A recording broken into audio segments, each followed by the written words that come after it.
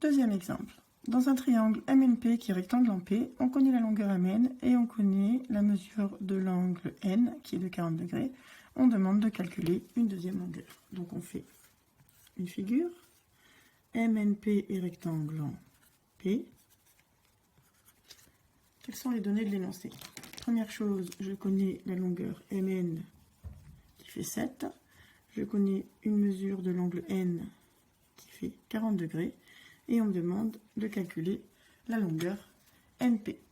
Donc il faut déterminer les côtés qui sont en jeu. Donc MN, c'est l'hypoténuse, c'est le plus grand côté.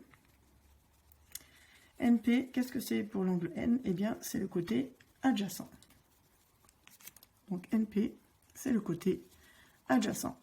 Puisque j'ai le côté adjacent et l'hypoténuse, eh bien, je sais que je vais utiliser un cosinus.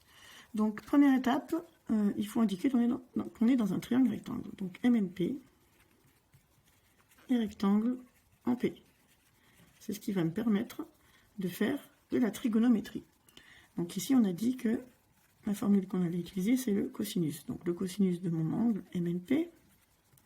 Le cosinus, c'est côté adjacent sur l'hypoténuse. Donc, côté adjacent, ici, ce sera NP divisé par MN. Dans ma formule, je vais remplacer Mn par 7. Donc Mn, c'est en bas. Je remplace Mn par 7. Je remplace l'angle par 40 degrés. Donc, ce n'est pas le cosinus de MNP, c'est le cosinus de 40. Et puisque je cherche, eh bien, c'est NP, ça reste. Bien, donc, je connais l'angle, je connais cette distance et je cherche cette distance-là. Il ne me reste plus qu'à trouver mon résultat. Pour cela, on fait le produit en croix. NP est égal à 7 fois cosinus 40. Il ne me reste plus qu'à prendre ma calculatrice. 7 fois cosinus 40, c'est égal environ à 5,36. Donc on se rappelle que c'est une longueur. On va s'arrêter au millimètre. Ça ne sert à rien d'avoir une précision plus grande.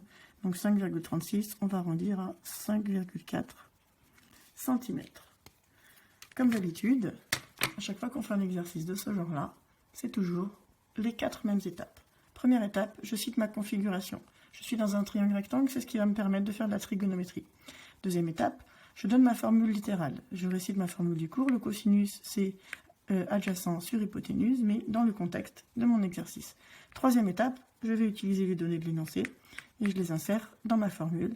Et puis enfin, j'ai plus qu'à calculer pour trouver le résultat.